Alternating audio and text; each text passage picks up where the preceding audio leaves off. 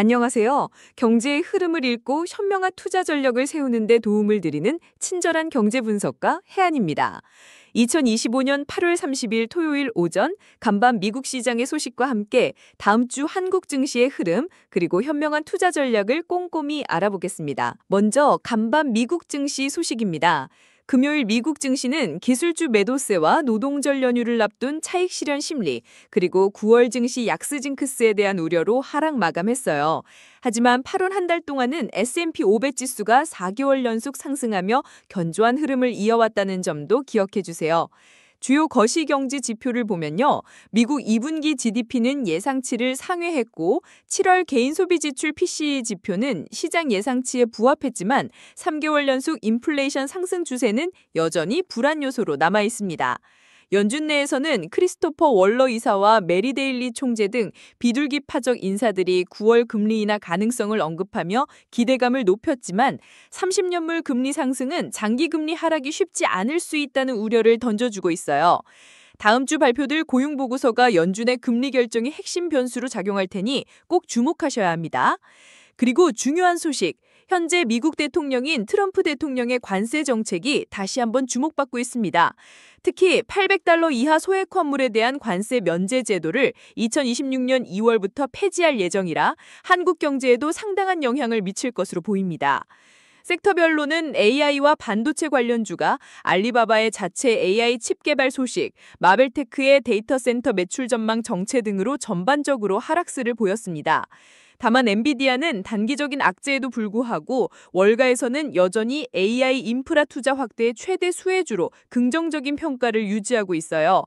소비 트렌드도 변화하고 있는데요. 인플레이션과 경제적 부담으로 젊은 세대 사이에서는 가성비를 중시하는 경향이 뚜렷해지면서 칠리스와 같은 전통 캐주얼 다이닝이 인기를 얻고 스윗그린 같은 고가 브랜드는 어려움을 겪는 모습입니다.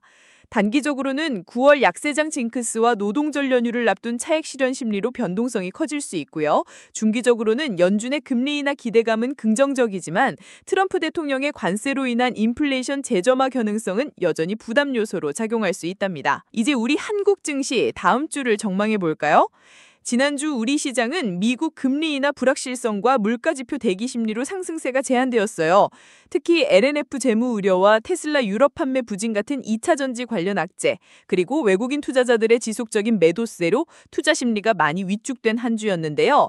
코스피 지수는 아쉽게도 3,200선 안착에 실패하며 2주 연속 음봉으로 마감했습니다. 다음 주 코스피 지수는 주초 약 0.7%, 약 20포인트 정도 하락 출발할 것으로 예측되고 있어요. 외국인 투자자들은 8월 한 달 내내 순매도를 보이며 우리 시장의 젖돈 매수 부담을 가중시키고 있는데요. 이런 외부 수급에 흔들리지 않고 기업의 본질적인 가치에 집중하는 개인 투자자분들의 현명한 대응이 중요하다고 생각합니다. 우리 시장에도 트럼프 대통령의 관세 정책은 큰 변수입니다. 한국 제조업의 평균 영업이익률을 고려할 때 15% 관세 부과 시 적자 전환이 불가피하다는 우려가 커요. 또한 국내 로봇 주식은 현재 과열된 상태라는 지적이 많으니 투자 시에는 정말 신중하게 접근하셔야 합니다. 주목할 만한 종목으로는 상법 개정 및 지배구조 관련 이슈로 현대모비스와 현대글로비스가 선별적인 상승세를 보였고요. 반대로 2차 전지 관련주는 악재성 보도로 부진한 흐름을 보였습니다. 암호화폐 시장도 살펴보겠습니다. 비트코인은 11만 1,000달러를 기록했지만 최근 1억 달러 이상의 청산되는 등 변동성이 크게 확대되었어요. 시장이 비이성적으로 상승할 때는 늘 주의해야 한다는 점 꼭 기억해 주세요. 금리 인하 기대감은 암호화폐 시장의 긍정적인 요인이 될 수 있지만 불확실성이 높은 잡코인 투자는 극도로 제한하는 것이 현명합니다. 그럼 이번 주말을 통해 다음 주를 준비할 투자 전략을 정리해 볼까요? 미국 증시에서는 구글처럼 꾸준히 매출이 증가하는 견고한 기업을 장기적인 관점에서 분할 매수하는 전략이 유효합니다. 엔비디아는 단기적인 악재로 인한 조정 시 매수 기회로 활용하되 변동성에 유의하세요. 가성비를 중시하는 소비 트렌드의 수혜주인 칠리스도 주목할 만합니다. 한국 증시에서는 상법 개정 이슈로 주목받는 현대모비스와 현대글로비스, 그리고 2021년부터 2023년까지 매출이 꾸준히 증가한 기업들을 눈여겨보세요.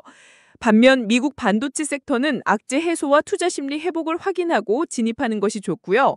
한국 증시 2차 전지나 로봇 주식은 과열되거나 악재가 많으니 신중한 접근이 필요합니다. 암호화폐는 비성적 과열에 주의하고 잡코인은 되도록 피하는 것이 좋겠습니다.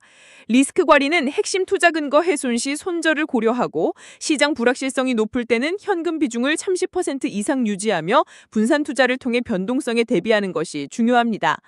결론적으로 다음 주 글로벌 시장은 9월 약세장 징크스, 기술주 매도세 그리고 미국의 고용보고서 발표 등으로 단기적인 변동성이 확대되고 약세 흐름을 보일 가능성이 높습니다. 우리 한국 증시 역시 미국 증시의 영향과 외국인 매도세, 2차 전지 등 대형주의 부진으로 약세 출발 예상돼요. 하지만 이런 시장 속에서도 기회는 있습니다. 저는 가성비 소비 트렌드 수혜주, 조정 시 접근하는 장기적 관점의 AI 인프라 핵심 기업, 그리고 정부 정책이나 시장 사이클에 덜 민감한 견고한 성장 기업들을 유망한 투자 기회로 보고 있습니다. 동시에 미국 인플레이션 재점화와 금리 인하 불확실성, 트럼프 대통령의 관세 정책으로 인한 지정학적 리스크 심화, 그리고 AI 버블 논란은 우리가 주의해야 할 핵심 리스크 요소입니다. 오늘의 분석 내용은 AI가 작성한 것으로 투자 추천은 아니며 참고용이라는 점 다시 한번 강조드립니다. 언제나 현명한 판단으로 성공적인 투자를 이어가시길 바랍니다. 오늘 내용이 유익하셨다면 구독과 좋아요, 알림 설정까지 부탁드려요. 다음 주에 더 알찬 정보로 찾아뵙겠습니다. 감사합니다.